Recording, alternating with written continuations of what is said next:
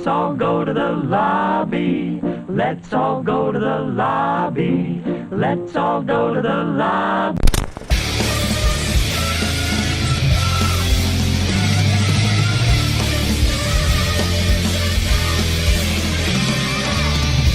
To get ourselves a treat. Delicious. Zero. Yes. I said 0, you said blast off. Okay. How's it going? It's going pretty good. How about you, man? It's going pretty good. Ain't gonna lie. A little bit of a slow week, but it kind of works out in our favor because we got stuff to do today. I feel like we always got stuff. Yeah, especially recently, dude. This week is freaking crazy for me, dude. I got so many shoots, for my photography job. Mm-hmm. I feel like my job, my boss gives me, really far away shoots, even though they're not that far away. I feel like sometimes he gives me some that are an hour away, and then sometimes I have to reject those. I'm like, look, that's just not worth it for me. Other times, most of the time he gives me jobs that are 35 minutes away. Oh. Which is still a lot, because 35 minutes there and back. Yeah, that adds up. It adds up, and seriously, and then I get 3 jobs in a day, so I'm driving around like crazy. And, yeah. Yeah. And then, so I got that Monday, Tuesday, Wednesday, I got shoots. Thursday, wedding rehearsal for my friend. And then Friday, the wedding. I'm the best man, so it is. I got a busy ass week, homie. Yeah. What about you? Dude, I got my mom and my little brother coming through. That's right, from Florida, right? So I'm gonna be chilling. I got vacation time. You got vacation time, you lucky bastard. Ugh, man. But yeah, man. But it's a rip. It's a rip for me, bro. It's rip. It's okay. We'll take it nice and slow. All right. Each session. Whenever you're ready. All right. One thing I just wanted to mention, because I found an article. I feel like I'm 80 years old. I'm like that guy. I found an article I found intriguing. But yeah, I did. There's a guy named Artur Brauner. Yes. Artur Brauner. How do you pronounce it? I guess the German way? Is that the German way? I don't know. I told you up front. I'm terrible at pronunciation. Yeah, no, I got you. But I'll link the article below. It's about this producer, Artur Brauner, who, films literally saved his life. Because he was ambushed by, a Nazi, group. Like a bunch of Nazis, and he took what he learned from a Gary Cooper film, a Western. Oh, boy. And he saw what he did in that film, and he emulated it, pushing the guy and then, beating him up or whatever. Mm-hmm. And he ran away and freaking saved his life. Literally, the movies literally saved his life. That's crazy, man. And then he's made some of, the most influential... He's made everything from the most influential, movies about World War II to just really kind of exploitive films. So he's run the gamut. Yeah, he's a huge producer. He's got over 300 movies. It's crazy. But he's made some really influential films, and I was like, oh my gosh, it sucks that I've never heard of this guy, and I've never seen a lot of these films. I know Fritz Lang did a couple of his films. Yeah. And I need to put. I think actually he got Fritz Lang out of pretty much retirement. Yeah, for those two films. Yeah. That's what I heard. Yeah. It was he was the only guy who could convince him to come back. Mm-hmm. Isn't that crazy? That's awesome. I need to look this guy's films up, man. I really do. So anyway, rest in peace, because he did pass away. That's why the article happened. But he was, I think he was 100. I think, wasn't he? Yeah, he was 100 years old, I believe. Yes. Yeah, so that's a life. That's a life right there. For sure. So yeah. Rest in peace. Still. Rest in peace. Gotta watch those films. Anyway, so again, I'm just going to warn you before we even get into the news. Super slow. Slow? The only thing, well, not even the news. The news is okay, but everything else might be a little super slow. Only a couple things here and there. But I see a lot of trailers in here. There is a lot of trailers, I will admit. There's a lot of trailers, but I'm talking about the recently seen. Yeah. I don't know. I got you on that. Okay, you got me. All right, so we'll fill up the episode still. Yeah, we got this. We'll fill it up. All right, let's get into the news. Go fuck yourself, San Diego. I do the cha-cha like a sissy girl. I'm as mad as hell, and I'm not gonna take this anymore! News might just be something I love. Back to you, fuckers! Sub-Zero. Sub-Zero is cast. Who's he cast as? That's a... this is why maybe we should have multiple people talk like on the podcast. We were just talking about getting more people on the podcast full time. Well, you know what? We can have some guests on here, see what works out. Exactly. But it's cool because then you guys, like, people could be talking, like you and, guest or host number 3, if that ever comes to be. Yeah, host number 3, wherever. She could be like a small Asian girl with like long green sleeves. Okay. It's a Kids Next Door reference. Oh, yeah. Number yeah. 3. Oh! Number 3. Yeah, that was a deep cut. Dude, classic. That's right. That was a great show. It was a great show. It was a great show. Number 4 was the worst, though. I didn't like number 4. Is it the blonde-haired dude? He's the blonde-haired dude with the orange hoodie. Oh, yeah, he would just get, like, angry all the time. Yeah, I'm like, dude, like chill. Like, chill, my boy. But yeah, Codename Kids Next Door, great. Classic. Great show. Yeah, so, like, they could, like, you guys could be talking as I'm looking up the research, because now I'm, like, just trying to kill time and, like, discreetly look up the research. And every time I listen to the podcast, I sound so weird when it's just audio because people can't see me, like, looking stuff up. Mm-hmm. So I'm trying to I'm just slurring my words and, like, just trying to come up with, like, something to say you're as I'm looking it up. multitasking. I'm That's multitasking. the same way, dude. I'm terrible at, like, driving and talking to people. Like, it's terrible. I can't think of words at all because I'm focused on the road. Especially when we're talking about, like, movies, like, on the way back from, like, a movie theater or whatever. Yeah. It's a disaster. Yeah, that's why I notice sometimes, I mean, not so much with you on this podcast because you're really fluent, but for me, especially when I'm looking up something, I just make weird noises because I'm looking it up and I'm like, yeah, I mean, that's just crazy. And I just, like, I come across looking like a weirdo and I just make these weird noises.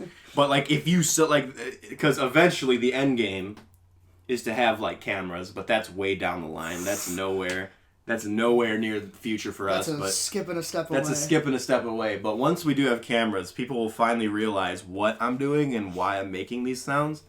Dude, it hurts to, like, literally hold up my phone today. Yeah? Like, that gym dude is killing me. You got that gym membership. Oh, bro. Anyway, okay, Sub-Zero. Yes. Joe Taslim, who was kind of a relatively unknown, was cast as Sub-Zero in New Line's reboot of Mortal Kombat. He's a veteran of the Indonesian national judo team. So, I mean... Whoa. That's crazy. Apparently he was in Fast and Furious 6, but I don't remember him in that. He must have been, like, a very small role. Yeah, he maybe, like, as a henchman or something. He also stars in the Cinemax series Warrior, and he made his debut in the film The Raid. Oh, he's from The Raid. Okay. Let me see him. Yeah. Let me take a look at this. Here. Yeah, sure. Let me just look this up again. Come on, be faster. This guy.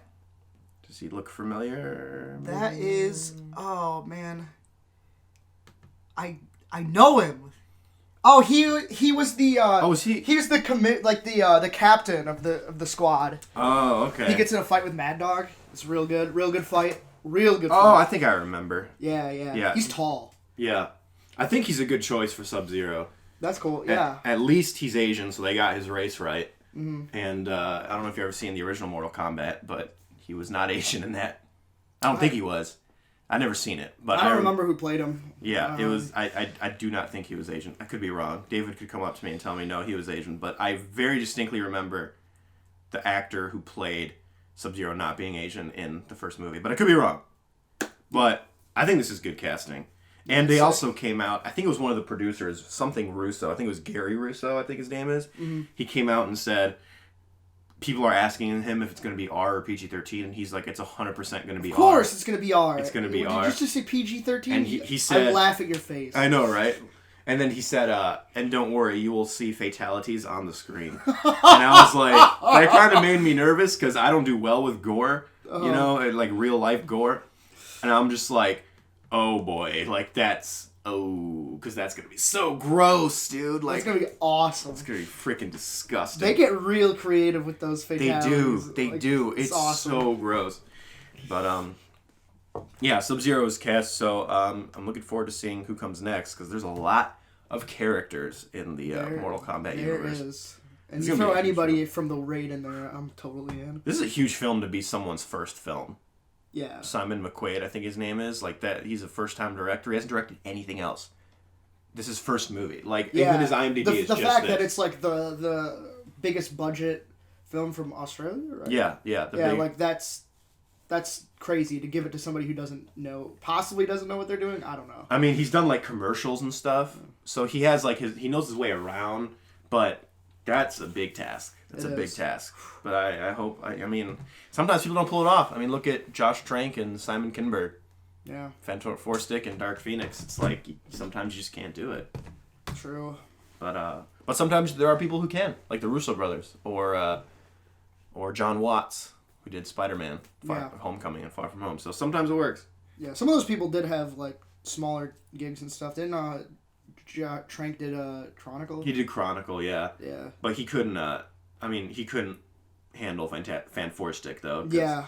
It was too big for him, but that's a whole other story. He's doing another movie with Tom Hardy right now. Really? About Al Capone, yeah. I'm surprised he still has a career because of that whole debacle. I hope he does, though. Yeah, I heard a lot of crazy stuff about the behind the scenes. Yeah, like he trashed hotel rooms and would get drunk, and like he would get into fights with Miles Teller, and it was crazy. I don't mean to perpetuate the drama because it's so done with. Yeah. And it's just childish, but I hope he has a career. Yes. I really do, because Chronicle was really good. I really like that movie. Yeah, it's really good. I think this guy has talent left in him. I just think he made the jump too fast.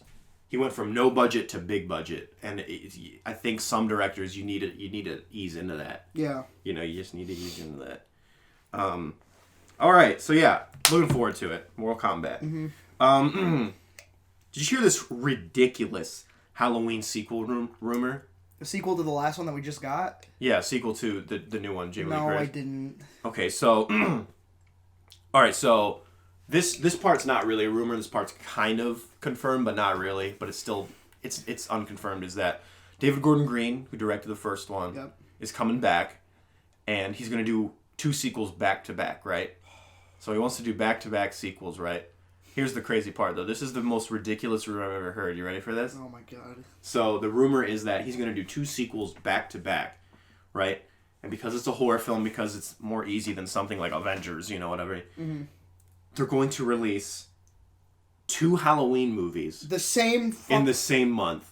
You're joking. In the beginning and the end of the month. That's okay. You know what? I will say this. Yeah.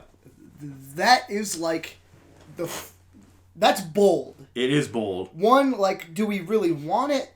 2, You're also like that's the reason why people wait until the next year, even though the film has already been made, like Lord of the Rings, is because most people when it's competition. Yeah. So like people make money and stuff like that. They might not have the money to go see it within the next 2-week period or whatever. Yeah. You know what I mean? Yeah. That's just. I think it's ridiculous because the amount of work that even goes into a small film is a lot. So you're basically working on 2 films at the exact same time. I just thought of something else. What? How would you deal with the trailer? That's for the third one. That's true. How would you do it? How do you advertise that? You know what? I think this idea, I'm on the fence with it because it would be interesting to see the story beats. Like, why would it take place in the beginning and the end of the month? Maybe the movies take place in the beginning and the end of the month of October. So maybe like they'll release it October 1st and the movie will take place on October 1st and then the third one will be released on Halloween and, it'll take place on Halloween. I don't know. I really don't know. If that's supposed to be more immersive, like I don't think that'll work like that. I don't know. I don't know what the practicality is of it. And but that would be bold. And I think both of them, because at first I was like the third one wouldn't make any money though. But then I think the novelty would get around, like the word of mouth of the novelty of 2 sequels coming out in the same month would get around and people would see both of them. You think so? I think so. It's either the next one is going to make more money than the first one, or like the second one just doesn't make any money at all. Yeah, it's going to be, I don't know, man. I think it could work financially, especially because these movies are so cheap, and this is from Blumhouse. Yeah. They're going to make their money back either way. Regardless. Even if it's like... They'll make their money back for both of them within the first one. Yeah, exactly. And, but that's just a crazy prospect. That would be nuts if they actually did that. You literally couldn't show anything for the third movie. It would be like the most teaser of teasers ever. Like, you wouldn't be able to show anything. It'd just be show the name of the movie. Yeah, pretty much. And that might even give away something. Yeah, right. What would you even call it? Because technically Halloween is a sequel to Halloween 76. Or 74, sorry. So it's like, what would you... I don't know. Like, what would you call it? It would be Halloween. You should just name them all Halloween. That'd be funny. Dude, remember when they had like H2O or whatever? It was like 20 years later. Yeah. That's gosh. I like that name though. H2O. H2O? Oh my god. Where's the water? I'm so confused. Dude, H3O. Let's go. Was that hydrogen or something? I don't know. No. I think they should just call it Halloween. You know what? The next one should be called like the next Halloween, and then the last one should be called the last Halloween, or something like that. Hallows Eve. All Hallows Eve. Oh well, I think there's another horror series called All Hallows Eve, so I don't think that would work. But yeah, I don't know. I think it's a ridiculous rumor, and there's no way they're gonna do that. You don't think they will do that? I don't think they will. I wouldn't put it past them. I don't know, man. Working on 2 movies at once is kind of insane. I feel like that's a disaster just waiting to happen. Yeah. So it depends on how they like. You know how films they film out, like out of chronology or whatever, like all the time. Mm-hmm. Like, would they film both of them simultaneously? So they have like both scripts available, and then like that's it's like well they're gonna come back in the next movie to this specific place, so let's just do it. Yeah, you know what? That's probably true. Now that you mention it, I guess it wouldn't be that hard because it is such a low budget film. They could probably literally get the footage, download the footage, and just send it to their editor the next day, and then he could literally just day by day edit the movie. Yeah. So by the time the filming is done, he's done with the edit. There you go. You know? So, I guess it could work. It could work. It could work. Only for low budget films. True. But, that would be crazy. I mean, that would be a first. That would be a first. In movie history. And of course, that's what a lot of people aim for. Yeah. That's right. Because it gets like that notoriety. It's that James Cameron effect. Yeah. James Cameron. You just want to be the first. So, I mean, it would be movie history for better or for worse. We won't know if it was good movie history or bad movie history until it comes out. True. But yeah, that's interesting. It's interesting. For sure. For sure. All right, so no more Power Rangers. Oh, so that movie that came out, they planned on doing a sequel, and then they planned on doing a sequel. Apparently, the cast is out, and they're gonna reboot it. Hasbro wants to reboot it because they own the license to Power Rangers. I know some people who are very upset about this. David is pretty upset because he's a big Power Rangers fan. Mm-hmm. A lot of Power Rangers fans are upset about it. Do you have any attachment to the Power Rangers at all? Dude, when I was a kid, I used to love the Power Rangers. Yeah, me too. I got kicked out of a school because I loved the Power Rangers so much. Okay, you need to elaborate on that story. Dude, I was a bastard child. Yeah? I got in fights. You got in fights? I got in fights. Because of Power Rangers? Hell yeah, brother. It's morphin' time, bitch! And you just punch him? Yeah, I did some shitbag things I'm not proud of. What, like, how old were you during this time? 4. Damn. Yeah. Got kicked out of the school because of Power Rangers. Out of, you know those like buses that have like the exercise equipment in them or whatever. Yeah. Like they travel around and stuff. They came to our school, and when the teacher of the bus went left, I closed the door on her. Oh my god. I was a terrible child. Oh dude, that's kind of funny though. It is. It's funny to laugh at now, but I felt how different T-Kettle has come. Oh god. Oh man. I don't want to watch those highlights. I don't want to watch them. But did you see the reboot, the new one? No, I didn't. I did. And let me tell you, I'm not a Power Rangers fan that much anymore. Obviously, as a kid, I was, but I grew out of it pretty much completely. Mm-hmm. It was a good movie. I thought it was pretty good. But the thing is, it didn't make a lot of money in the box office. But I feel like that's only because selling a serious mainstream Power Rangers movie is very difficult to do to the mainstream. To the normies, to the Plebeians. To the plebeians. Exactly. Yeah. That's my favorite word. Yeah. Yeah. Is that what plebs mean? Yeah, plebs. Okay, yeah. Yeah, it's difficult because everyone else, obviously we're in that pop culture geek sphere. So we can kind of see the appeal of Power Rangers in a sense, you know, and we can see the potential of like a big budget Power Rangers movie. A lot of the plebs, as you say, the laymen's, they can't. They don't see that appeal, so they don't go and see the new Power Rangers movie because they're always like scoffing. They're like, Power Rangers, that goofy shit, blah, blah, blah, blah. But in reality, the new movie was actually really good, and I think a lot of people realize that because the DVD sales for the movie and the Blu-ray sales were actually really good. Really? Yeah, so it surprises me that they just canceled the sequel outright because usually Blu-ray sales can save a movie. Yeah. You know, if it sells well on Blu-ray, they'll make a sequel. So it didn't make a lot of money in the box office. I think it barely broke even, but the DVD sales like kind of skyrocketed. Not skyrocketed, but it made more money that way. So did it set up for a sequel? it did. It heavily did. It left on a cliffhanger, sorta. And I thought it would have been cool to explore that because it was a good movie. I think a lot of people also had problems with the fact that the new Power Rangers movie really dived deep into the characters much more than the actual Power Rangers.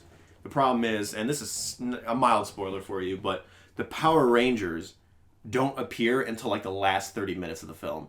Of course. But okay, I'm probably exaggerating a little bit. It's more so like the last 45 minutes maybe. Yeah. But still, like, the rest of the film is just spent on developing the characters.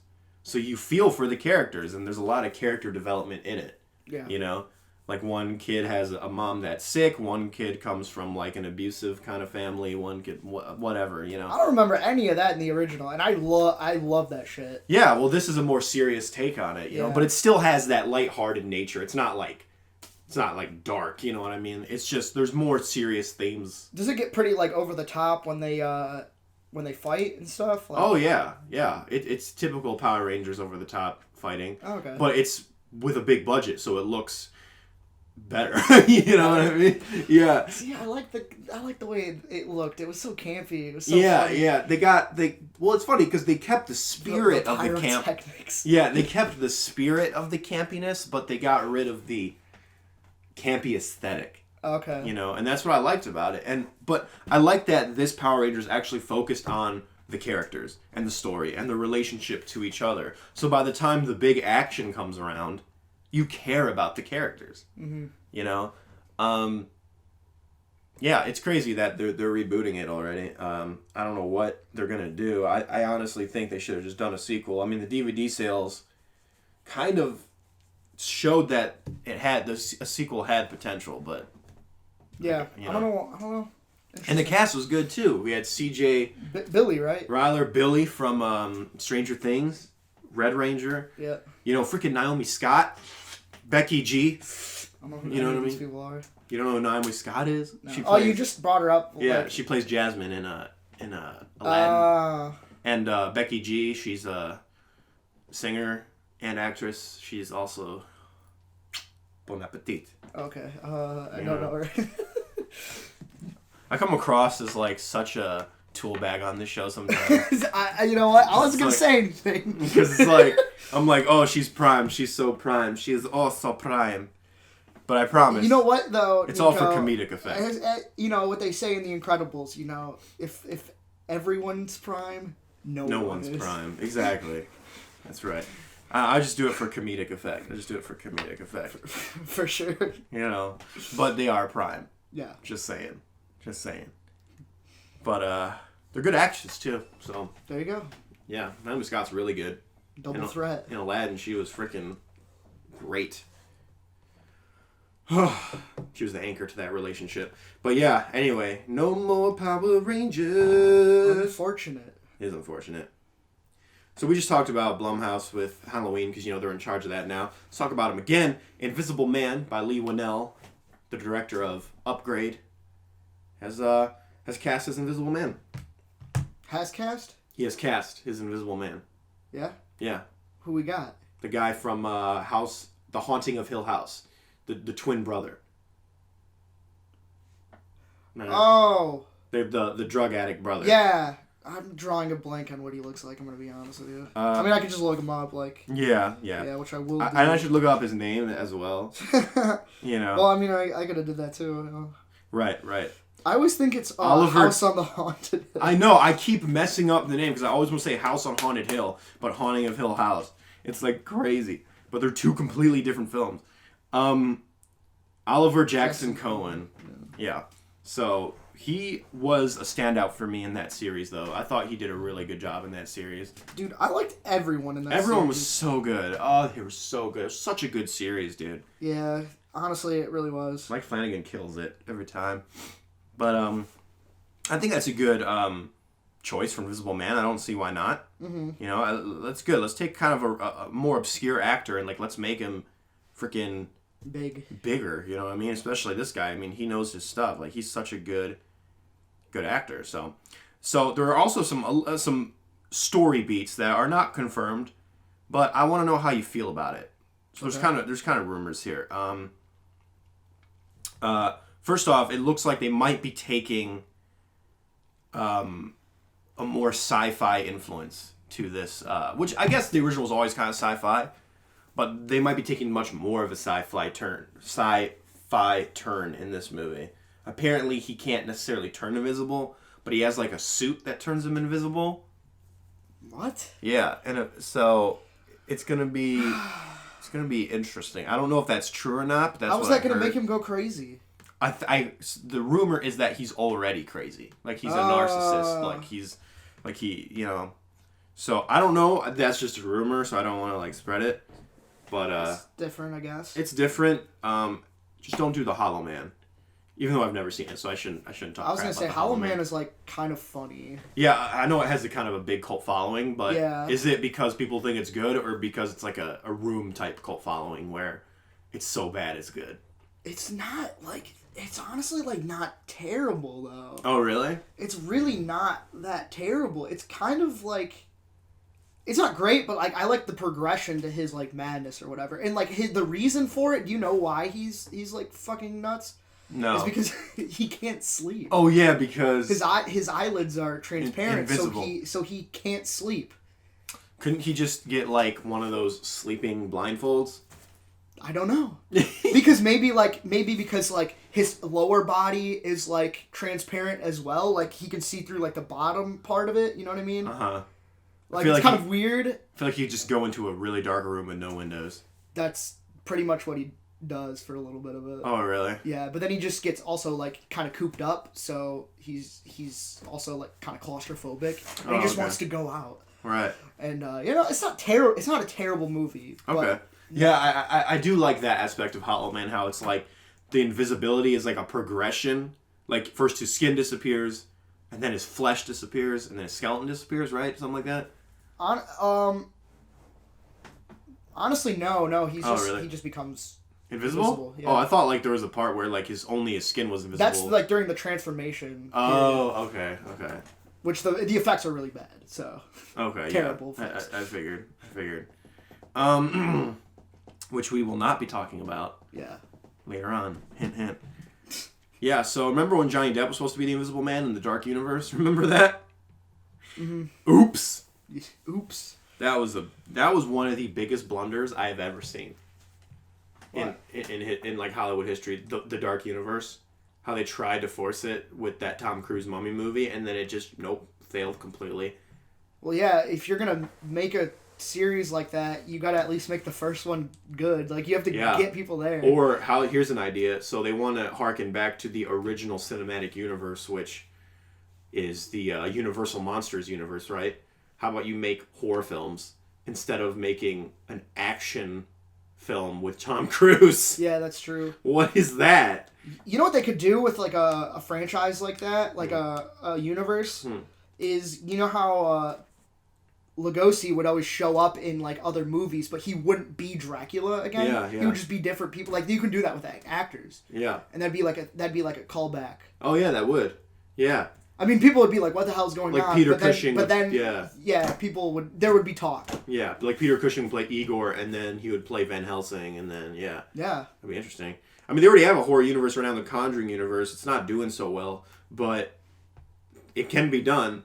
It can be done. And I think, unlike the Conjuring universe, there could actually be more of a plot with Universal Monsters universe that actually leads into something a la Avengers style. Mm-hmm. You know, unlike Conjuring, which is more of just a series of spin-offs. It's not even really a universe.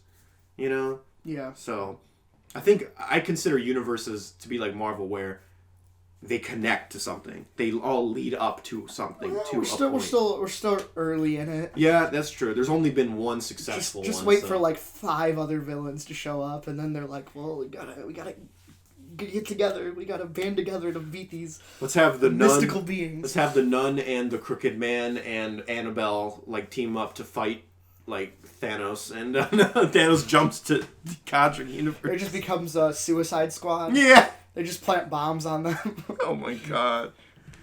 Oh, that movie. I was watching David Harbour do an interview. I think it was an autocomplete interview. Oh yeah. And he rips it off and he's like, "Who did David Harbour play in Suicide Squad?" And he looks at the camera and he's like, "I wore a suit and I had 3 lines." And then he just moves on to the next one. Who did he play? He was at the table with Amanda Waller, with Viola Davis. He was just at that table. Oh really? Yeah. Yeah, crazy, right? I thought it was a joke. I thought like he just wasn't in it. No, he was in it. Oh, okay. He just had 3 lines. Crazy. That was before Stranger Things, I believe, right? Yeah. Yeah, probably. Mm-hmm. Sounds about right. Yep. So, here's something interesting. Blofeld. You saw Spectre, right? Yes. Christoph Waltz's character Yes. is returning to Cary Fukunaga's Bond 25. I'm actually excited about this. People did not like his character. Yeah. But I think he was interesting because he was kind of like omniscient. He kind of like knew all. He could kind of like see all. And he was one of the only threats in recent time that made like that kind of psychologically damaged Bond. Yeah. And I think that's like the best part about like villains and stuff like that. And I like Spectre. I'm gonna be real. I think that movie. I think it's a great movie. I think it was so weird when people were dissing on that movie. I even talked to Brian about it. That's the first Brian mentioned in a while. Well, it's been a minute. Yeah, it's been a minute. And we were talking about it. He's like, "Why do you think people hate it?" And I'm like, "Dude, I don't know. People are criticizing this James Bond film for being too much like a James Bond film." And I'm like, that doesn't make sense to me.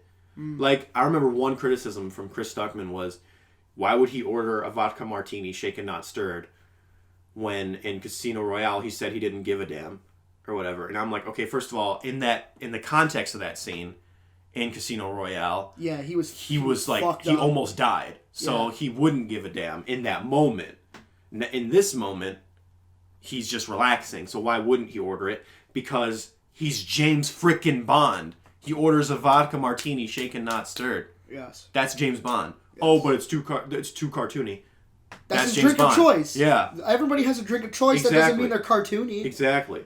Blofeld's in it? Like, what? I'm like, it's James Bond, dude. Blofeld is what Joker is to Batman, Blofeld is to James Bond. Yes. That's James Bond's villain. But they didn't flesh him out that much, and that I can't agree with. Mm-hmm. But this is their opportunity. Yeah, yeah. I feel like that's a good point. That is a good point. With Spectre, I feel like Casino Royale, Quantum of Solace, and Skyfall were leading Bond, because that was an origin story, Casino Royale. Mm-hmm. So I thought it was basically a reboot, and they were I always thought that the end goal was to lead Bond into what we know him to be, and Spectre was kind of that. He was led into the Bond we know him to be, and then people complained about that, and I kind of get it because it goes against what they were promised, which was a darker, more serious Bond. But I always saw them eventually leading into the Sean Connery Bond. You know what I mean? Like the James Bond that we know, the Ian Fleming Bond, I should rather say. So I'm excited to explore more of Blofeld's backstory. Yeah. I know Mitch said something. I can't remember what it was, but he had a problem with Blofeld, just the character in general. I think it was kind of something stupid, if I had to be honest with you. Ooh. It was like, he's like, I don't like his name. I'm like, what? He's like, yeah, his name is stupid. I'm like, just erase history. Yeah, right. It was something like that. He's like, yeah, I don't like his name. That's funny. And I'm like, well, what? Like, Ernst Blofeld. He's like, I almost want to call him up right now and just ask him what. Hey, Mitch, what's that one thing that you didn't like about that one James Bond villain? I'm gonna do it. I'm gonna do it right now. He might be at work, but let's see here. Gonna pause a little bit. Calling mobile. But is he gonna? Is my phone gonna? Do I have service? Speakers. There we go. Let's see if he answers. He probably won't answer. If he doesn't answer, I'll Your call has been forwarded. And then what message should we leave him?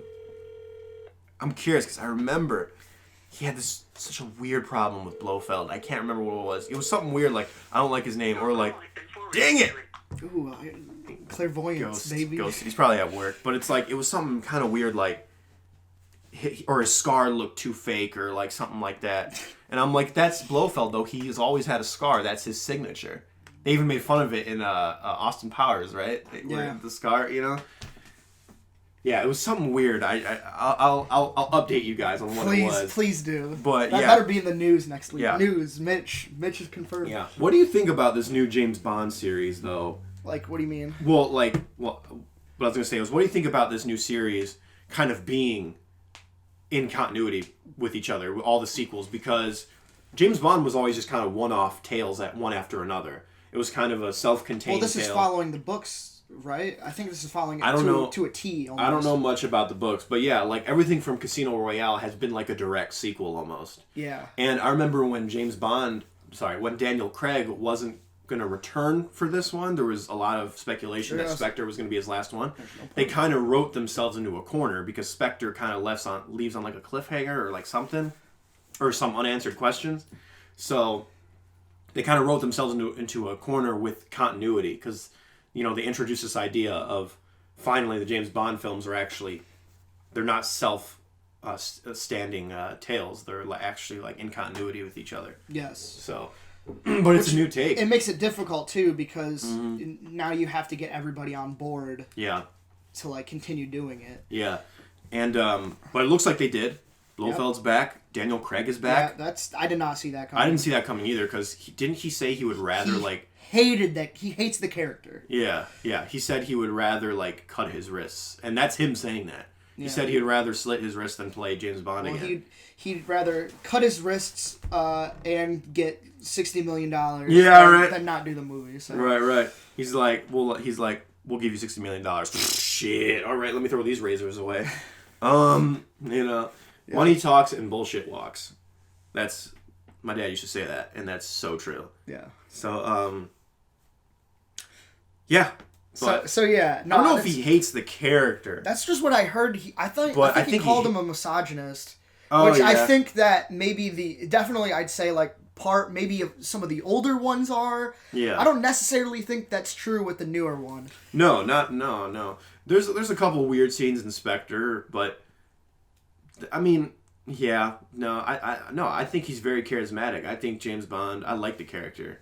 You know, I like the character that Ian Fleming came up with, you know, and I like the fact that freaking the Marvel Cinematic Universe has been out for only 10 years and is about to beat James Bond. You know, yeah, because what was it 23 films for the MCU and 25 for James Bond, but James Bond has been around for like 70 years or something like that. Since. Was it 59 or 61? I think it's like 50. I remember Thunderball came out in like 58. No, Thunderball came out. That was the fourth one, yeah. I think. So that was 1965. I think 63 is when Goldfinger came out. 61 is when From Russia with Love came out. And Dr. No, I think it's 59. I'm going to look this up. Yeah, Dr. No, the first one. 62? 62? Oh, wow. Dr. No came out 62. Then I was very off. Dang, I could have sworn that there were some James Bond films made in the 50s. Guess not. Interesting. Interesting. No, yeah, Thunderball is 65. You know what I was thinking of? I was thinking of From Russia with Love, and that's 63. That's 63, yeah. That's the one I was thinking of. What's your favorite James Bond film? ever. Dude, don't make me do this. Just say it. Don't make me do this. Just say it. Dude, I don't know. Oh, okay. I'll tell you this though, and this is probably hugely controversial. It's either Goldfinger or it's either Skyfall. Yeah, those are great Bond films. Yeah, but like I don't think anybody wants. It's not to like say, you said. It's not like you said Moonraker and View to a Kill. You know what I mean? The World Is Not Enough. The World Is Not Enough. That film gets so much. I thought Christmas only came once a year. My name is Jones, Christmas Jones, and don't tell me any jokes. I've heard all of them. I don't know any doctor jokes. She was a doctor. I thought that was a good line. That was a good line. It's not good. It's so bad. It's such a good line, dude. That was the first James Bond movie I ever saw, and I hated James Bond after that. I don't even think the world. I mean, again, I haven't seen it in years, dude. But I don't think the world is. Do you remember the villain? I remember a girl, a woman who. Who like betrays him. She put James Bond in a chair and was trying to break his neck with like this wheel. Yeah. And that's what I remember. That did happen, but no, like the main. I think he's the main villain. Maybe you'd consider the woman to be. Mm-hmm. He's got like fire powers. Fire powers. Yeah. Are you sure you're not thinking of the one with Halle Berry? No, I definitely remember this because we had it on VHS. Okay. Because I remember Die Another Day, there was that dude who got diamonds literally exploded into his face. Yeah, no, that's a different character. That was a bad one. That was a bad one. I think all except for maybe what's the one? GoldenEye. Yeah, maybe that one's probably the only acceptable Pierce Brosnan. Yeah, one. they're pretty they're very much a product of their time, the Pierce Brosnan ones. Yeah. But GoldenEye was really good. I also really like Tomorrow Never Dies. I know that one doesn't get like a good rap. I like Tomorrow Never Dies. Mm. So the one with I think Michelle Yeoh. I didn't see that one. Yeah, Michelle Yeoh was in that. It was good. Yeah. But yeah. Okay, granted, I haven't seen them all. I'll be honest. Oh yeah, I haven't seen them all either. That's a lot of films, dude. 25 films. They always have them on like streaming services, and then they'll take like part of them off, and I'm like, I'm not gonna start. I was gonna watch all of them on Hulu and do like for this podcast. I was gonna do like 1 or 2 a week. Yeah. And they took like half of them off. I'm like, what the? Yeah, so there's no point. Yeah, so I'm like, why? Okay, why would you do that? Might as well just get the because they had all of them. The 50th anniversary collection, and then I already have all the newer ones, so I don't need anything past that. Right. I just thought that was crazy.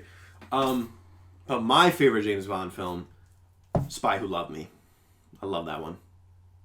I haven't seen it. Yeah, it's really good. It's the first appearance of Jaws. It's a Roger Moore one. Roger Moore. It's a little goofy. That's when the Roger Moore films were kind of like more goofy than the other ones. When Roger Moore took over as James Bond turned into a cartoon. I'm gonna be real with you, especially in the later ones. But Spy Who Loved Me was like in the beginning of that, where it wasn't too cartoonish, but it was still enough James Bond. Love it. Yeah. So good. Mm-hmm. Also has the best opening song ever, in my opinion. There's some good ones, man. There are some good ones. There's some real good ones. I love James Bond, dude. So, anyway. Yes. All right. What's coming on next?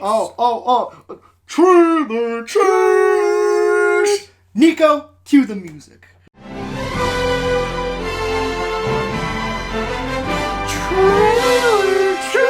Coming soon to a theater near you. I'm sorry, actually, we're to disappoint you. We don't actually have any trailers. No, this yeah, week. we don't have any trailers. So real sorry about that, guys. Yeah. So recently seen. Don't leave now. The movie's not to come on. Excuse me. Hey, theater. What do you do when you get stuck on a movie line with a guy like this behind you? Wait a minute, why can't I give my opinion? This a free country? all right, what'd you see? Dude, I actually saw a bunch of stuff, because if you remember last week, I was like, I'm gonna wait, but I don't really have a lot of time to really delve that much into them, so I'm gonna go quick. Go quick. Except for one, I gotta spend a little bit of time for. Okay. Let me just I know you got one thing that you want to talk about, right? Yeah. Just one thing. Just one thing. Just one. Yeah. Let me just knock out a couple. All right, go ahead. I saw Animal Kingdom. With Wes Anderson's film? Animal Kingdom's with Ben Mendelsohn, Jackie Weaver. Yeah. I'm thinking of Moonrise Kingdom. Joel Egerton. Yeah. Mm-hmm. It's good. Mm-hmm. It's a good movie. Solid. It kind of makes some very ambitious choices along the way. Every 20 minutes they do something that's like profound. Like, wow, I did not see this coming. but the first like several things that they do, I don't feel like the characters are fleshed out enough to actually for it to matter. Yeah. So it kind of goes to waste. The B side to this film is really good. The last half is awesome. Yeah. And it's definitely got some like Shakespearean parallels, which is always awesome. Mm-hmm. Yeah, I liked it. I like the cast. I think that there's definitely like an emotional disconnect between like the main character and the rest of the characters, which kind of makes it hard for you to like ever care about any of the other characters because it's a family, like a kind of a crime family. And that's kind of unfortunate, but like it's really well acted. It's kind of like an art house take on like the crime drama, which is kind of cool. Yeah. It's good. Definitely shot. Like I really like the ending. I cannot express enough how much I enjoy the ending of this movie. Okay. Just felt like the first like 40 minutes were like, kind of what it was whatever. Yeah. I give it like a solid 7. Okay. Yeah. All right. And then another thing that I want to mention is a movie called Cemetery of Splendor, which is a Taiwanese film. I don't know how to pronounce the director's name. It's a long name. Okay. But you'll know him if you know Uncle Boonmi Recalls His Past Lives. It was a huge film at Cannes Film Festival. Yeah. It like swept. This was back in like 2012. This film came out in 2015. It's good. I'm going to be honest with you. I don't understand it all that well. Really? So I don't feel like I can accurately critique it. I hear that a lot of what's being shown is like metaphors for like social and political issues in Taiwan, which I don't know at all. Right. And it seems like a lot of people don't understand this movie entirely. I went through like a ton of critics and stuff. They were hypnotized by it, and so was I. Yeah. Some of these choices are really good, really interesting. There's only one time that there's a close up. Every time that there's shots from like far away. Okay. Which is a really interesting choice. And then also the camera never moves except for once. For once, never moves. Wow. So it creates intent. It creates intent for that movement. Then. Yes. It makes that scene much more important. It does. Yeah. It does. Mm-hmm. Same with the close up. Interesting. There is some things that I did pull that I kind of think is probably something that they were referring to by like social political issues. It's like it's very like kind of insignificant.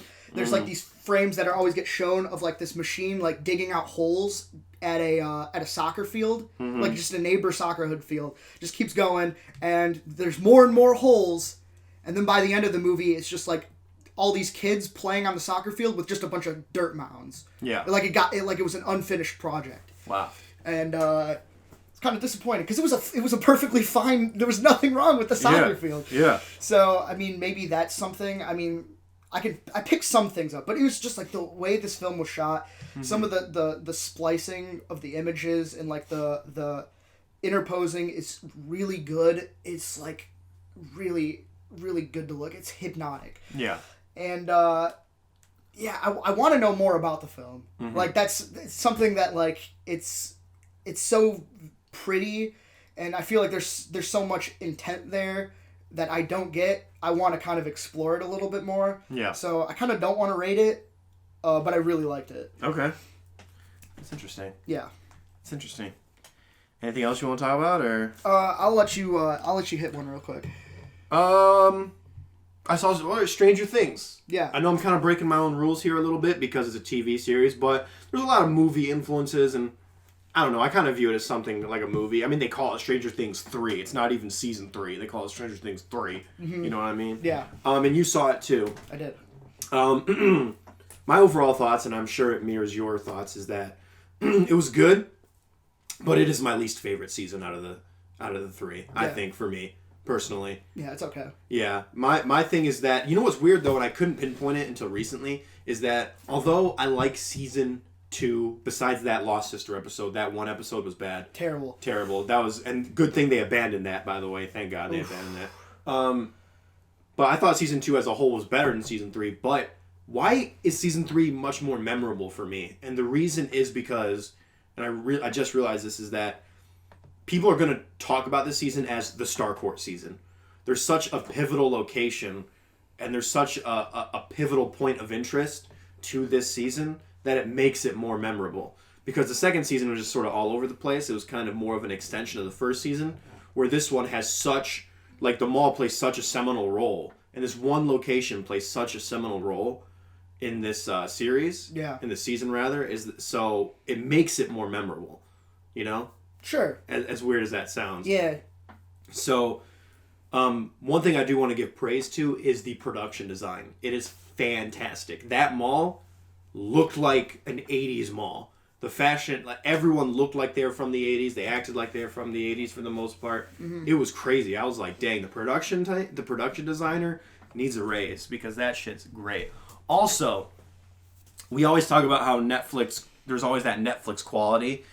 With this, I feel like Stranger Things is one of the only exceptions, because there was some pretty great camera work, cinematography, and special effects in this that I thought were, like, that last, I won't spoil it, but that last battle in the season 3 in the mall, I was like, that shit was like movie quality. Like, that looked good. It did look good. It looked good. The creature design especially. So I was like, damn. Well, that was fucking disgusting. I will say that. What was I going to say about it? Overall, they did some just odd things with the characters. I even texted you about it. I'm like, why is Hopper a cartoon? But you didn't notice it. I feel like Hopper is just kind of...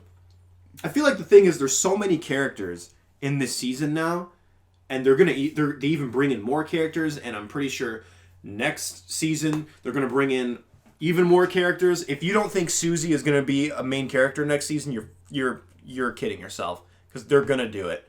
Because for some damn reason, and I'll get to that later, but for some damn reason, that's a highlight. That moment is a highlight for people. That shit made me want to throw my fucking laptop in a bathtub. Yeah. I was like, that. I didn't. I'll get to that. But there's so many characters that I feel like some of them are the writers don't really know what to do with them. Hopper and Joyce are kind of devolve into just kind of like a romantic comedy couple, you know, from like a rom-com type movie. And a lot of the characters are just yelling. They're just yelling at each other for a lot of it, you know? Mm-hmm. Especially Hopper. He's just like an angry dude all of a sudden. I'm like, this is just... It just seems so out of character for him. Not enough to make me, like, hate the show at all. Because I still think the season was pretty good. But I thought that was weird. Especially because Hopper and Joyce are basically on the exact same mission as Dustin and Steve. So in the end, their storyline doesn't really matter. It's superfluous because Dustin and Steve are literally discovering the exact same thing at the same time. Yeah. So what's up with this? You know, I feel like they're just like, well, yeah, they're all exploring like different avenues, but they all lead to the same like outcome. Exactly. But I feel like those two storylines are just the exact same thing. Yeah. Which is the Russian. Yeah, it's kind of like everybody's like finding a source, a starting point at different places. And I like that about the season, because I like how Stranger Things in every season has done this. There's so much going on. You're like, how does this connect to this? And you almost start to get frustrated with it, because it's like, why is this doing this? But then at the end, it all comes together, and you're like, oh, okay, that's dope. You know? Yeah. With this season, there's also a bad guy, or like a couple bad guys. In typical 80s, I know it's a tribute to like 80s films that the Russians are the bad guys. It's very self-aware, and I don't mind that. My biggest gripe, and this isn't even a spoiler, is they never explain why the Russians are doing what they're doing. They never explain why they're doing it. And they might be reserving that for next season or something. But I thought it was weird. It's like, why would you want to do this? I was so confused. I don't know either. You know? Also, that Terminator guy, again, I know it's a tribute to Terminator. That was too much for me. That guy? That guy. I thought he was a bit much. I didn't think he was... I mean, thought he was cool. He didn't bother me, but like, I feel like how the dude gets shot in the chest like 4 times and he gets up like the Terminator. I'm like, okay, dude. I thought the guy was cool because I was like, yeah, I just want to see him like spar with. That was cool. That was cool. That was his whole existence to me. Oh yeah, I mean, he's the Terminator. They're not even hiding it. Yeah. One thing I will give the writers credit for, man, is that they have a good way of making you care about characters that you are just introduced to. Like, everyone's talking about Alexei. Everyone's talking about him. Like, I don't know if you've been online. Oh, yeah. Everyone talks about that guy. He's like the new Bart. People are talking about him like he's the new Barb. And I'm like, man, like, I personally don't really get the appeal of, like, Barb or Lexi, but I'll give it to the writers, man. They make people somehow care about these characters that don't get a lot of screen time. Like, they're really good at that. They are. And, sorry, I've been talking a lot. Do you have anything you want to Yeah, so, I agree with definitely some of the things that you had to say, but the one thing that, like, brought this in pretty much, like, every 2 and 3 down for me is just sequelitis. Yeah. It really just feels like they're fighting the same entity every time. The creature design's kind of very, like, like, it's ominous. You can't really... It's hard to, like, explain what it is, but it just feels like a blob to me. Yeah. Like, and that's... And, like, I told you before you finished the show, I was like, there's something that they introduced that could be really cool, and then they don't do anything with it. Do you know what I'm talking about? Because if you don't, there it is. They just completely threw it away. Yeah, no, you're 100% right. Yep. And I was like, this is what's going to separate season 3 from all the rest. And then they didn't do anything with it. And you know what's weird? I thought that's where they were going with. I legitimately thought that's what they were, excited. What they were doing. I was very excited. Because they're huge on 80s and 70s, technically, 70s, 80s, 50s kind of nostalgia films. And I'm like, oh, this is the way they're going. Nope. And I'm like, damn, yeah, you're right. Yeah, that does kind of suck. But you also touched on a point that I want to talk on. I'm glad they kind of... Different stuff is kind of introduced throughout the season, but especially in the beginning of the season, I did start to feel that kind of repetition. I was like, the same thing's happening again. Will's starting to feel like something's back and this is happening and blah, blah, blah. And I'm like, okay, but they did introduce enough different things later on to where I was like, okay, that's fine. The kids are growing up, so to see them kind of go through that adolescent stage is pretty cool. I care about these characters. I do. I love all the characters, and that's one thing I'll give Stranger Things. One thing I will say, another criticism of the show for me at season 3 is that I always thought Stranger Things, although it is nostalgia porn, that's what Stranger Things is, but I always thought season 1 and 2, they were nostalgia porn, but in the sense that they didn't stop the series to shove the nostalgia down your throat. This was the season where I feel like they did that. It's, where they had to stop the momentum of a scene to have a whole debate on New Coke. And I'm like, okay, guys, come on now. That's such a, like, I hate to be the one to say this. That's such a, like, Get Out and, like, Us. That's an Us thing to do. Yeah, no, it is. It is. And like, again, and I think the Duffer Brothers wrote that episode too. I've noticed that usually happens when the Duffer Brothers are the ones writing the episode. And I took notice of that. They would usually stop a scene to have like this really weird comedic beat that would just not work. Like the New Coke beat, the beat in the car with Hopper and Joyce. But you know what, Nico? It's something that we don't see that other people do because that's what's popular, man. That's true. Dude, Us and Get Out, like, I mean, not really Get Out, mostly Us had that same thing. Yeah. Where it would just stop a scene and just be like, you don't know what Home Alone is? Like, like, that's something that people love, and I just don't get it. I don't get it either, dude. I don't get it, man. They had to stop the whole scene to talk about New Coke, and I'm just like, why not just have New Coke there? Just like that, just having it as part of the production design, that would be enough. Because I always thought Stranger Things was above that. But nope, and then the most egregious... Oh my god, you hate it so much! ...example of this. The most egregious example of this. The never-ending story thing. You just don't like it because you don't like musicals. Yes, but no, not just that. Let me just turn this down for a second. Not all the way down. Hello? Sorry, I had to... Is it going to come out like... It's going to be like... Well, no, is it the... Hello. Okay, we're good. It's very interesting to do this right now. But no, it's like the chord's kind of like weird. No, it's good. It's good right now. No, I was... Because I'm going to talk loudly. Oh, boy. That pissed me off. You know why? It's not even just because it's a musical. It's that the momentum of the scene is going. It's going. It's nail-biting. It's tense.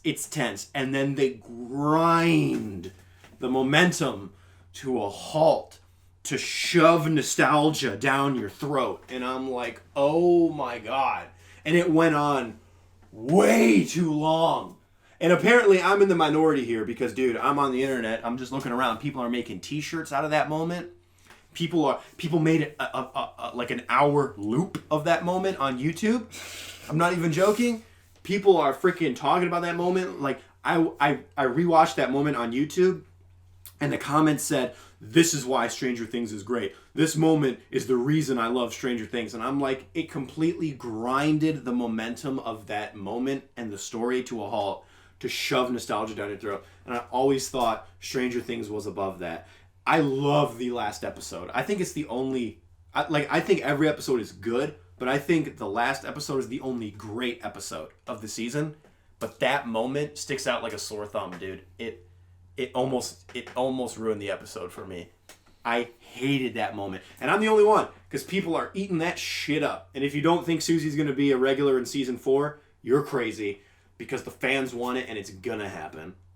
It's going to happen. Yeah, it most certainly is. I didn't mind going to her for Planck's constant. I was like, okay, that's cool. Whatever. Like, that's, it shows that it pays off the kind of obvious reveal of the gag that she's real. Yeah. You know what I mean? That's not even a spoiler because it's so obvious she's real. You know that's the gag coming up. But then they do that never-ending story thing, and I'm like, my God, dude. This needs to end. I was watching that moment in my bed with the laptop on my chest, and I was like, can this end? Like, I said that out loud because I was just so annoyed by it. I was so annoyed by it. Well, I'm sorry that you feel that. I didn't really. It was whatever. Like, that was the worst part of the entire season. I was watching it, and then I'm like, no reaction to anything that's happening. And then when that happened, I was like, wait, what? Yeah. That was pretty much the end of it. I was so into it. Like, that's the worst moment of the season for me. The entire season, that's the worst moment. Oh my God. That was like a mini Lost Sister episode. That was so bad. But overall, though, it didn't make me hate the last episode because the thing around it was so good. If you show me Teresa Palmer and she has a zit on her nose, I ain't gonna ignore Teresa Palmer. You know what I mean? Yeah. I ain't gonna be like, I ain't gonna focus on the zit that much. Throwback to the tool bag thing that you said earlier. Teresa Palmer's great. I love her. Mm-hmm. Yeah. Yeah. Yeah, no, I liked it, though. I liked it. Despite my flaws, I still gave it a soft 4. A soft 4 out of 5. Okay. I thought it was okay. Mm-hmm. You're not huge on Stranger Things in general, right? Yeah, not really. Mm-hmm. The only... Season 2, I liked it more than the rest. But that's only because Steve went from being a throwaway douchebag character to becoming the best character in the show by a mile. They're also good at doing that as well. Yeah. Taking douchebaggy one-note characters and then in the next season kind of making them have more depth. The archetype for him, or just any characters in particular, like kind him of and changing Billy. them. Him and Billy, I feel like, kind of, there's definitely more depth to Billy this season, which I appreciated. Yeah. And I love Steve, dude. That dude is the man. Steve, he was kind of like a goober in this season. Yeah, they're turning him into a goofball, but I kind of like that, Although they did my man dirty. They did him dirty, man. Yeah, they did do him dirty. I know, but let me say it's a good moment. I liked it. It's a good moment. I really like that moment. It is a good moment. He'll be fine. Yeah, but it's like, man, he can't catch a break. Did you catch what I said on Twitter? Do you know who? Oh yeah. Maya Hawke. Yeah. Yeah. Did you know that before that? I did not know. Blew my fucking mind. But now that it's said, I see it. 100%. I totally see it, dude. Yeah.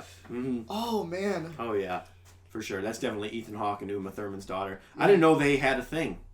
They did from Galactica. Oh wow. Yeah, I think that's how they met. And they were married. Oh wow. Do you mean Gattaca? Sorry. Did I say what did I say? Galactica, like Battlestar. Yeah, Galactica. no, Gattaca. Yeah, my bad. That's a good movie too. I like Gattaca. Underrated sci-fi movie. It is very serious sci-fi film. Yes. So, like it. Yeah, Stranger Things 3 again, soft 4 out of 5. Still enjoyed it. There's not an episode I walked away from saying I don't like it, or there was never an episode where I walked away from not knowing. Yeah, maybe not wanting to know what happens next. Maybe that's why season 2 kind of balanced the scales a little bit, because although I did like it like more like significantly on a more regular basis. Yeah. That episode did ruin everything. The Lost Sister episode. Terrible. That was the first. I think Chris Tuckman said it. He said that was the first bad episode of Stranger Things, is what he said. Bad, like real bad, giga bad. The weird thing is that you can take that entire episode out of that season, and it wouldn't make a single difference. It wouldn't at all. The only thing that would be weird is that 11 has new clothes when she enters the cabin.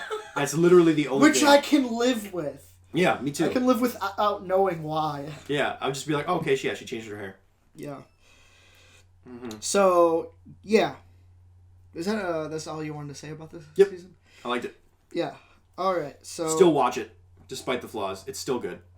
So, oh man, I'm sorry. I gotta. I'm just gonna skip some stuff because I know that a couple of these will end up. You'll be hearing about them at some point. Okay. So let's just skip them for right now. Okay. Because I want to talk about Midsummer. Oh, okay, yeah. I saw Midsummer, and you know me, you know us, on Hereditary. Yeah.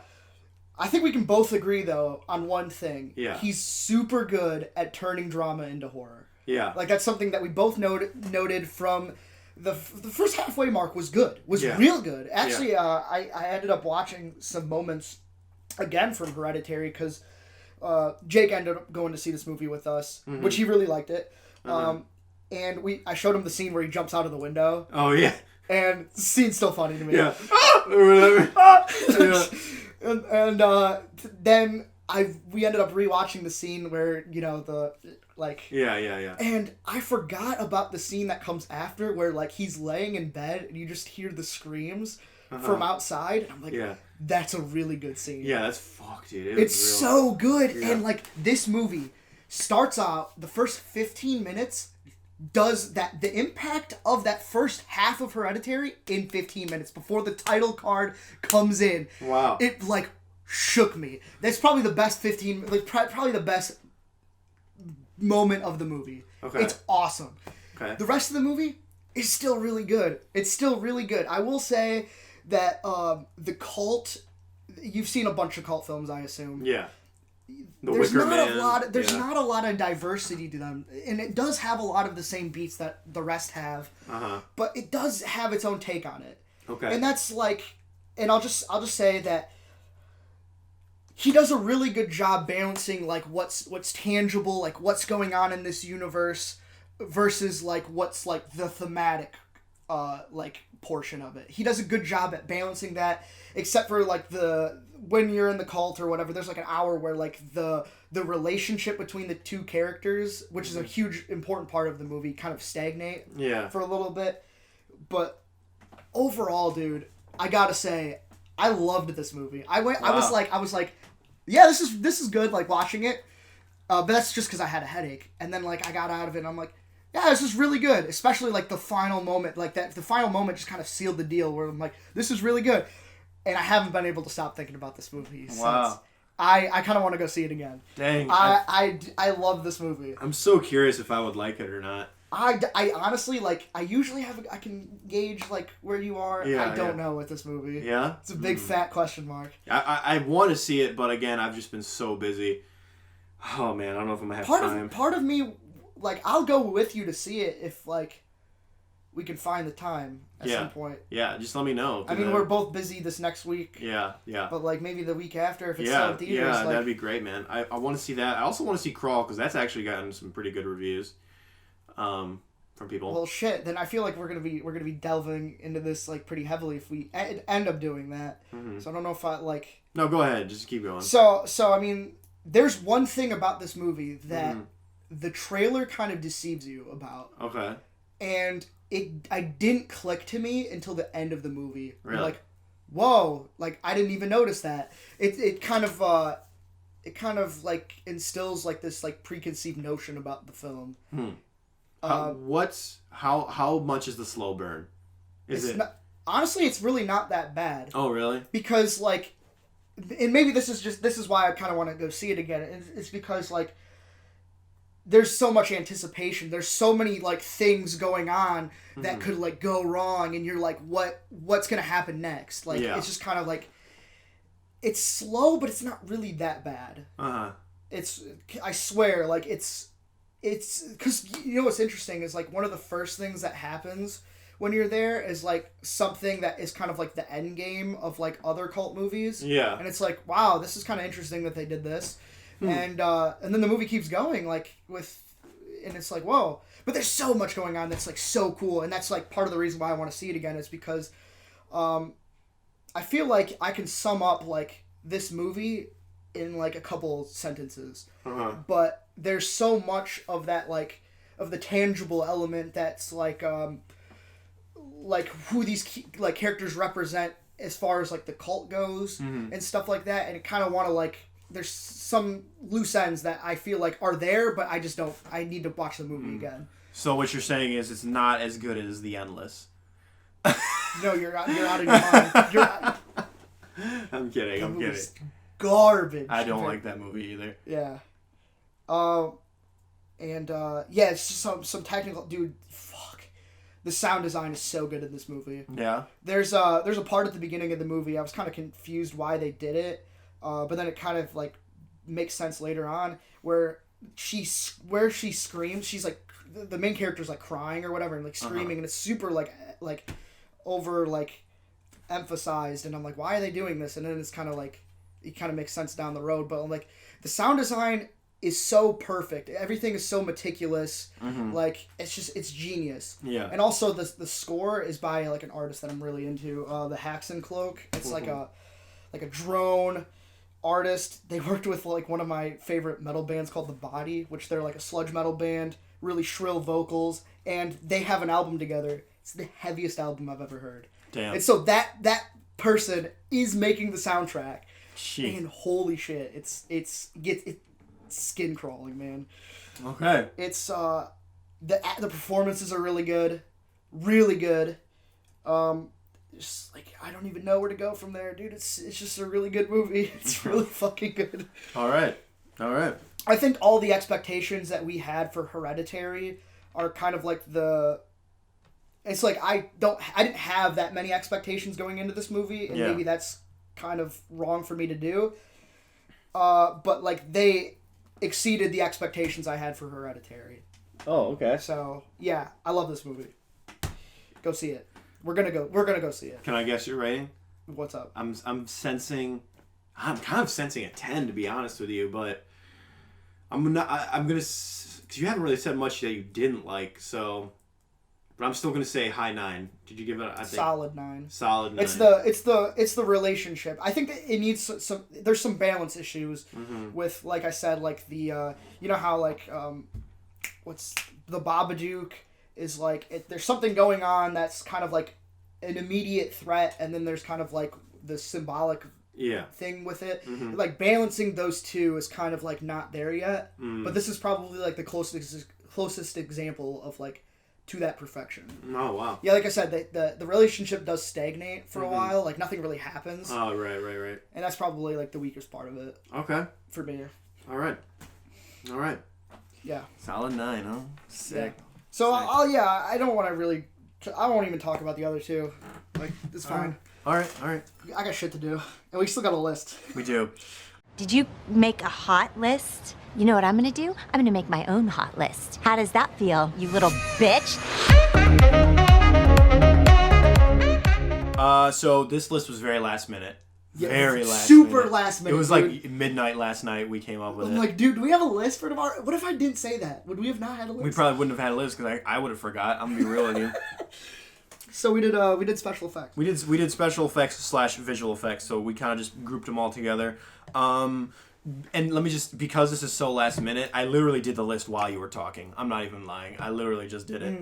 Because they were just the first things that came to my mind. I might, with stuff like this where I usually come up with a list last minute, I always think about something else like the next day where I'm like, fuck, I should have mentioned that instead, or, whatever. Yeah. So take my list with a grain of salt.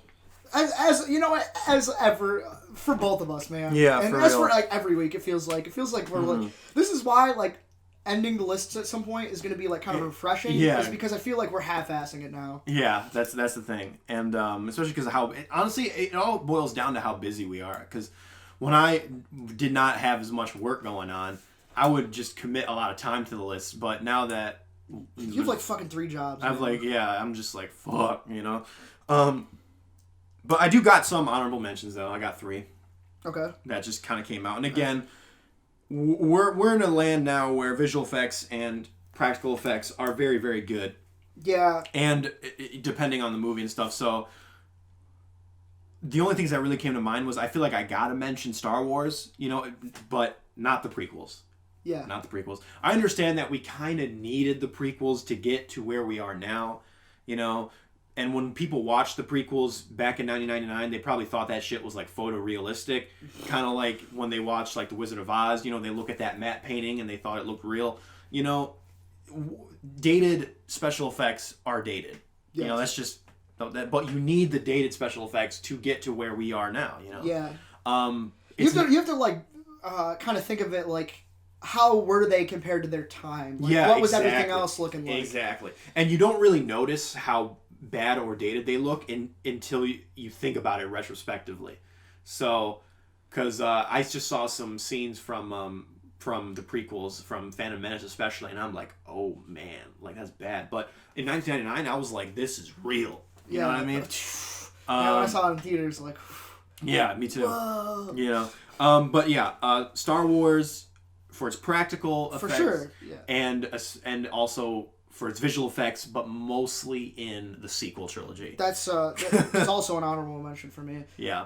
But something I was going to say about this list is like, yeah, that's how I kind of go about thinking about like special effects and stuff like that. I basically just weigh them against like what's there at the moment, because there's expectations now for certain effects. Like if they put out a movie and it looked like the first Matrix, I would be like, yeah, this kind of looks like shit. Right. Because, like, we're surrounded by, like, really great immersive effects. That's true. And, and also, it's not like the new ones they look better than old movies, so that means they're better. Like, right. Yeah. That's just how I'm going about it, too. We'll get into that.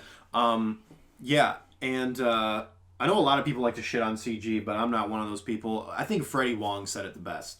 Freddie Wong, who's a visual effects artist and filmmaker, he said, the reason you think CG is bad is because you only notice bad CG.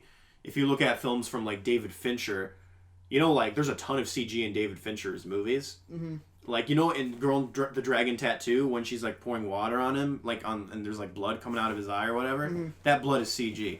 Yeah. It's crazy. So there's the camera movements in Panic Room. Yeah, exactly. Or the snow on the ground in Girl Dragon Tattoo. That's CG. Social Network, the CGI replacement face. You know, Benjamin Button. Did he do Benjamin Button? Yeah. He did Benjamin Button. Yeah, Benjamin Button. That was great. I was like, damn. It's awesome. I'll put that as an honorable mention, by the way. And then my next one is just Marvel, the Marvel Cinematic Universe. I think they've come a long way. There are some dated ones, like in Iron Man 1 and The Incredible Hulk. Yep. But you look at Thanos and you're like, what the like that should look real. Yeah. So.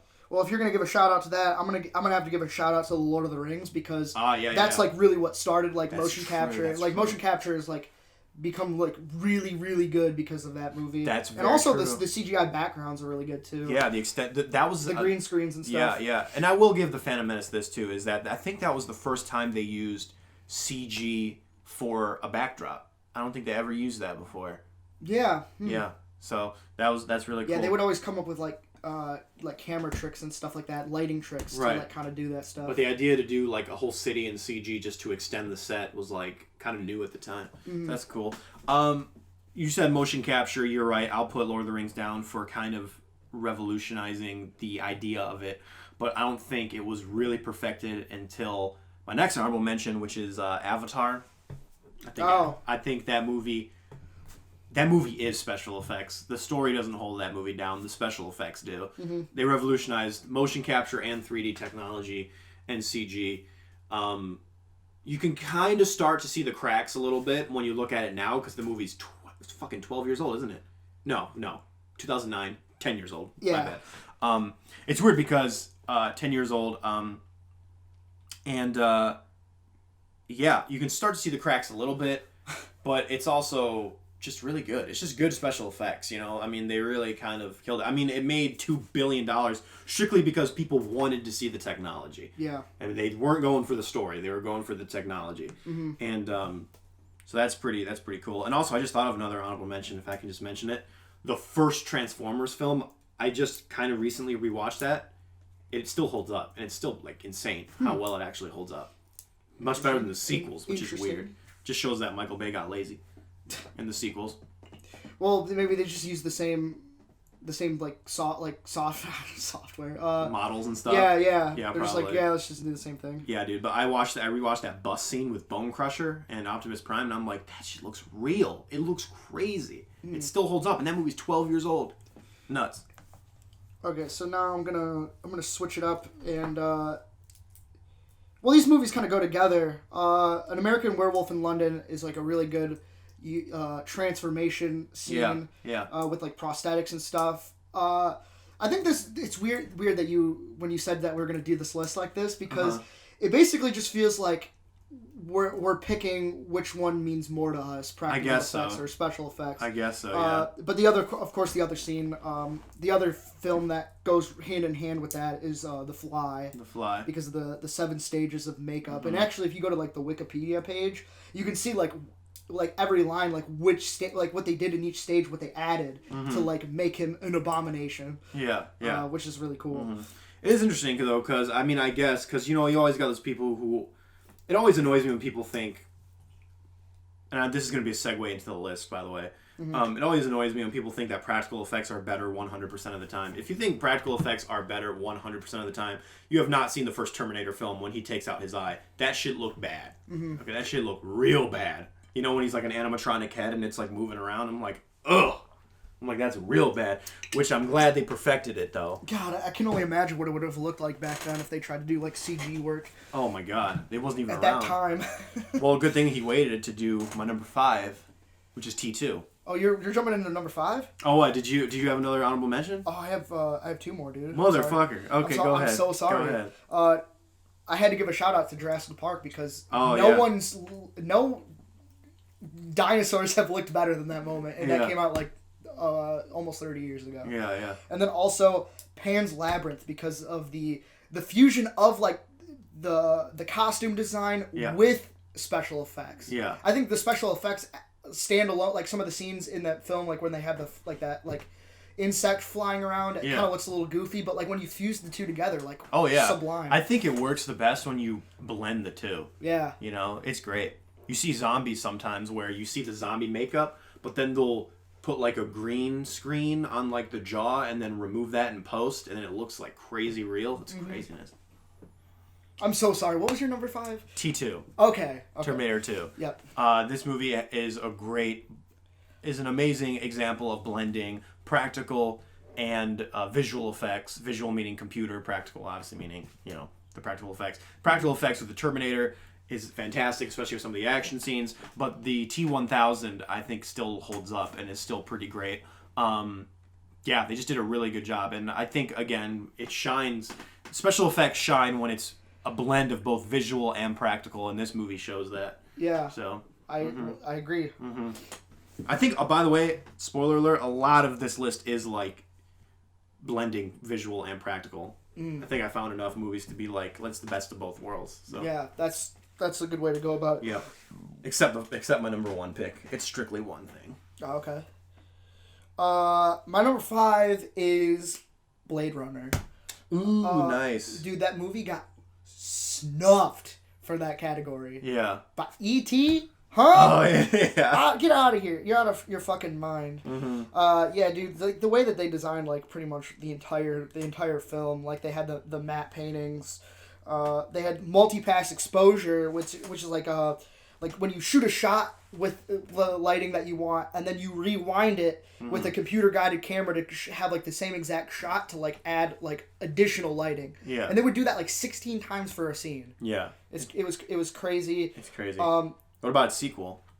Dude, I mean, that's the thing. Like, the Blade Runner sequel is also awesome.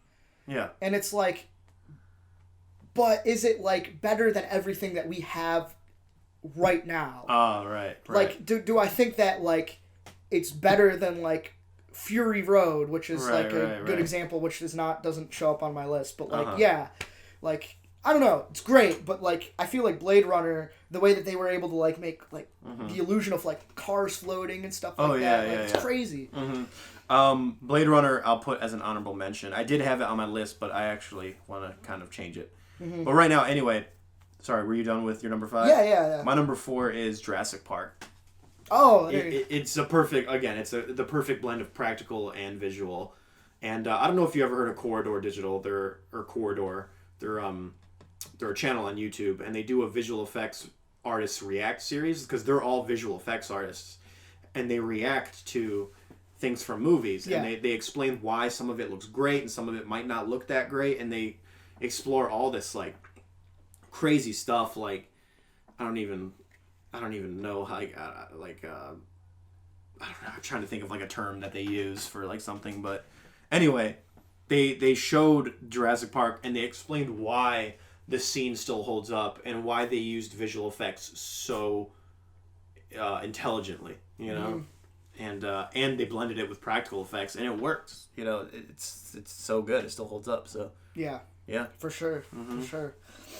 I have not heard of that channel, by the way. So. Yeah, you should look it up. I'll show it to you maybe later. Okay, sounds good. My number 4 would probably have to be usually 2001, but I changed it because I wanted to talk about something else. I want to talk about Gravity, because I think Gravity is such a it's probably the standout for like today's special effects. I can't think of a more immersive movie experience, and there's kind of a reason why there's not a lot of plot and like substance to that film. There really doesn't need to be, because that film is completely like transportive. It takes you to fucking space. It does. So I have to give a shout out to that film, because 2001 is like the creme de la creme of fucking space films. But this is like. Yeah, it's right up there. Yeah, for sure. Is that it? Yeah. Oh, okay. So this is my number 3? Yeah. My number 3 is the Jungle Book remake. That shit looked photorealistic, and I loved it. That's it? Yeah. It's great, dude. It looked real. It looked real. It kind of blew my mind when I saw it. I was like, oh my gosh, like, this is weird. Yeah. But like in a good way. I was just like, and then I didn't realize how much of it was CG. And obviously the animals are CG. I thought at least they were in the environment. No. Everything is blue screen. Artificial, man. Everything. And I'm like... But the fact that you didn't know the difference that shows. says something. I know, and that shows. When I saw the fact that it was literally just a kid running around in a blue screen stage, and I was like, dude, that blew my mind. I was like, no freaking way. How do they do that? That's crazy. Yeah. Good stuff, man. Yes. My number 3, dude, is A Trip to the Moon. Oh, man, Fucking so good. Going old school. Méliès, baby. George Méliès. God. It's so good. And you know what's funny is actually this week I just rewatched Hugo. Oh, yeah, it's so good. Let me tell you something about that movie, first of all. Special effects in that are great, too. Great. No one talks about the fact that he kind of like perfected the formula to biopics. He completely changed the format, and no one talks about it. It's not about him. It doesn't follow his life. Yeah. It's just, it kind of shows him, like, him in the future and like moments of him. Yeah. And he's not even the main character. Yeah. It's such a good movie. Such a good movie. And that movie kind of inspired me. Like, it was so perfect that we picked this list, because I kind of like forgot how genius some of the stuff that he did. Like, let me tell you something. The Lumiere brothers. Yeah. They made film, and they're like, here, let's just show a train coming at you. Yeah. Let's show workers leaving a factory. Yeah. And that's all that they needed to be revolutionary. Is the fact that film existed. Yeah. And then he comes around, and he's an illusionist and stuff like that. Yeah. He takes that knowledge, it puts it into his films. So he creates really elaborate set designs that make you think that you're in a different place. Yeah. And his directing is insane, because when you go to the moon, and of course you have the famous like face on the moon scene, which is great. The rocket and hits the splicing of like nothing's there, and then the rocket's there, which he did all that himself. Yeah. And they would hand color the film reels. Yeah, they did. So like on an editing level, which basically editing was special effects back then. Yeah. It's completely genius. He did not need to go that hard because like you could have done anything. Yeah. You could have filmed anything, and that would have been like something to remember him by. Oh yeah. But he just was a visionary that like that doesn't exist today. Like pretty much doesn't exist today. If you're a film snob like us, or a film, not snob, that's not the right word to use, a film buff. If you are a film buff out there, you need to watch Trip to the Moon. I'm sure it's on YouTube, but I'm sure it's on Netflix as well, isn't it? It used to be. It was. I don't know if it's still there, but how long? It's only like 12 minutes long. It's short as shit. But it's revolutionary. You can find it on YouTube. I watched most of his films on YouTube. I've seen like probably a dozen of them. Yeah. They're all that level of good though, which is crazy to me. Without George Méliès, we wouldn't have like just the he promoted imagination. Yes. Like we wouldn't have that level of imagination with film if it wasn't for him. Mm-hmm. You know? So honestly, now that I'm saying it, I'm kind of feeling like that should have been number one. It's all good, man. I fucked up big time. Again, take these with a grain of salt. Yes. So is it my number two? Yes. My number two is another blending of practical and visual, and that's Mad Max Fury Road. There you go. I think it's great, man. Everything is so good. It's so well done. The sandstorm is all great, and that's all CG. The practical effects are all great. There's a video essay by Freddie Wong, actually. This is when he said the only reason you think CG is bad because you only notice bad CG. Mm-hmm. He talks about Fury Road, and he has this whole section in that video. I think the video's called Why CG Sucks Except It Doesn't.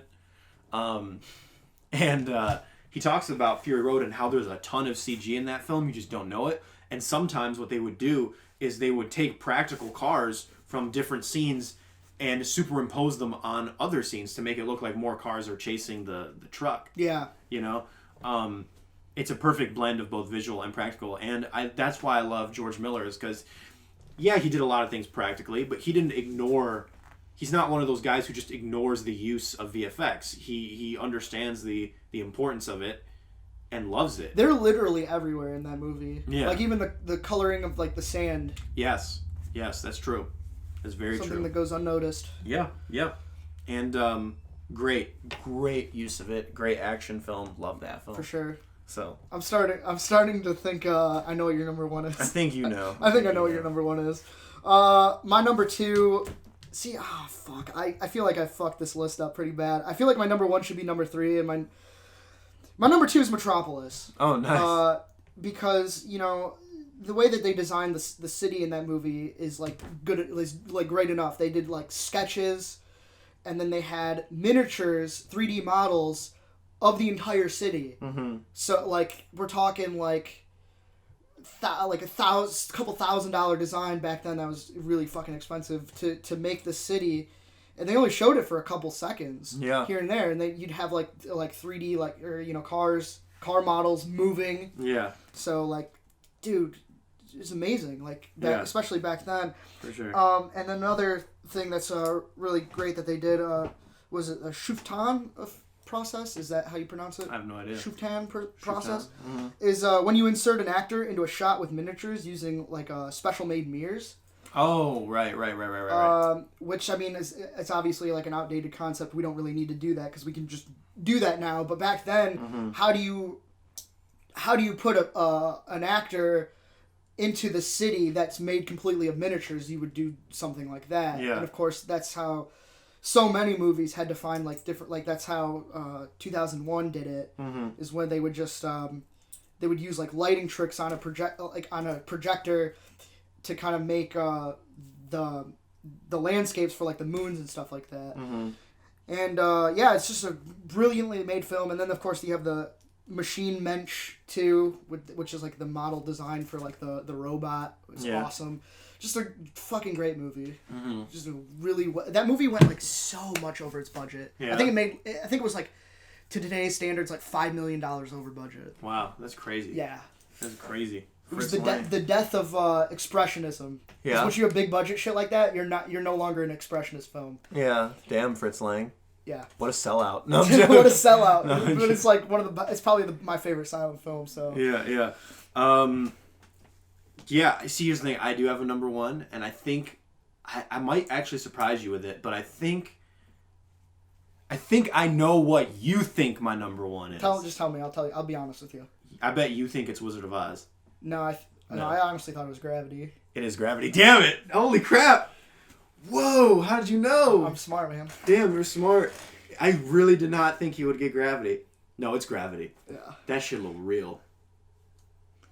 What? Because as soon as you said Mad Max Fury Road, I was thinking, I do not think that he thinks Mad Max Fury Road is above Gravity. I just don't think that. Right. No, it is Gravity. Because Gravity, I remember when I saw Gravity, I was in Florida, and I told myself walking out of the theater, that was one of the best films I've seen in one of the best films I've seen in the last 10 years. I'm so jealous that you got to see it in theaters. Yeah, I was like, holy crap. And a lot of people, and I don't necessarily agree with the sentiment, a lot of people think that visual effects takes away the magic of special effects because people don't wonder how they did it. They're like, oh, they just did it in a computer. I disagree with that because my dad would always ask, man, how did they do that? When he would watch Transformers or Star Wars, he'd be like, man, how did they do that? You know what I mean? And even when I say computers, he would just be like, I still don't get it. So, so the magic is still there for me, I think. But I kind of get where they're coming from. But then I saw Gravity, and I was like, how did they do that?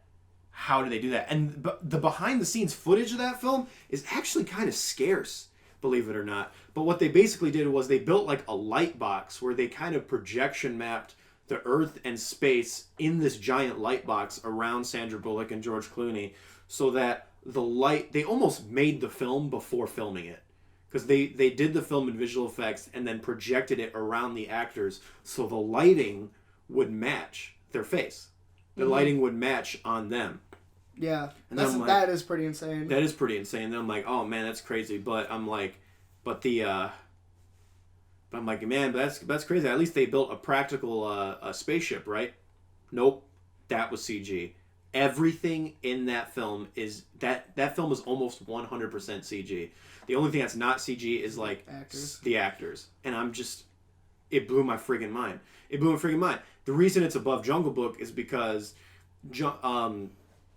I guess because there's more components to Jungle Book, you can see some of the cracks a little bit more than Gravity, where Gravity, it's like everything looked photoreal. Maybe in like 10 years' time when visual effects has gone to the level of insanity and you just can't tell anymore. Where you don't even need actors? Oh, dude, that reminds me. Do you ever see the movie Congress? No, I haven't. Oh, dude, I gotta tell you about that later. Yeah, for sure. Maybe in 10 years' time I'll look back on Gravity and be like, okay, I can see the cracks. But right now, dude, it was amazing. I saw that baby on a huge screen in 3D, and it was... Dude, Alfonso Cuarón's just the man. Yeah, he is, dude. The Congress is like when they take like actors and they like they basically get like their lines and stuff like that, all their dialogue. They 3D scan them and then they get rid of them. They don't need them anymore. They just give them a ton of money and then they'll use that actor until the day like for infinite amount of time because they're now a computer like. Damn. Yeah. I don't see a lot of people talk about that and the ethics of that. I don't think we'll ever get there. I always think there's still going to be use. There's still going to be a use for actors, I think. For sure. And there's a lot of ethical questions. Maybe this will be a different conversation, but ethical questions of like bringing dead people back, like Tarkin for Rogue One, or Carrie Fisher for Rogue One as well, even though she was still alive when that happened. Yeah. So, but it's like, you know, there is kind of these ethical questions about bringing deceased actors back to life through visual effects and stuff. But so I feel like maybe for a story purpose, maybe stuff like that might serve, you know, an important factor in making a movie. But I don't think we'll ever get to the point where CG actors will entirely replace. I mean, I think it sounds stupid. I'm gonna be honest. I mean, look at Final Fantasy. Remember what happened there? Final Fantasy Spirits Within? Yeah. Where they're like, oh yeah, this is going to be the start of that, where we'll just do entire CG actors who will not only... What's that movie, like, Beyond something? Isn't that, like, one of those movies like that? It's the one with, like, Matt Damon. It's like Beyond AD or something like that. Fuck, what is it called? I know what you're talking about. I don't think it's Matt Damon. No, you're thinking of that Vin Diesel movie. Yeah, right? yeah. No, it's a different one. No, it's an animated film. It came out film? like 2000. Oh, I don't know. I'll have to look it up. But I remember The Spirits Within. They had the actress in that film, and they would be like, "Oh no, this is the actress. She's going to be in other films, like just other films that aren't Final Fantasy." And the people were like, "That is the dumbest shit ever," because it looks super fake. Yeah. And you need Ming-Na Wen, who played the character, so you need an actress to voice the character anyway. So why CG a character? It was so dumb. So I don't think we're ever going to get to that point. Yeah. And my number one is, which should be totally number 3, is it's The Thing again. Yeah, I knew it. Yeah. I got just 2 things that I didn't that I looked up about it because I didn't know. I messed it up like when we first talked about it. The name is his Rob Bottin is the guy who did all the special effects and stuff like that. He suggested it to look indescribable and like morphing. Because I think that was a great idea personally. Yeah. And you could really get really creative with like the monster design with that kind of thing. Yeah. He got ideas of creature designs from his dreams. Damn. That's awesome. That's messed up. He has some issues. No, And I definitely mentioned this before, but just to be... he was hospitalized for exhaustion, double pneumonia, and a bleeding ulcer. Because of how much time he spent working on this. He survived off of like potato chips, pretty much. That's crazy. Yeah, and soda. So like, yeah dedication. Damn, dude. That pays off. That's crazy. So what were your 5, out of curiosity, what were your entire 5 again? We got here. Were they all practical and like no visual? Did you have no visual? Blade Runner, Gravity, Trip yeah. to the Moon, Metropolis, and The Thing. So only one real like visual kind of. But I guess Blade Runner does have has some. definitely has some for like the cityscapes and stuff. For sure. Yeah, no, I got you. Yeah, that's cool, man. Yeah. That's our list. Yep, and this is perfect because I've got to go like ASAP. All right. You like Blade Runner, right? Yeah. I've seen things you people wouldn't suck.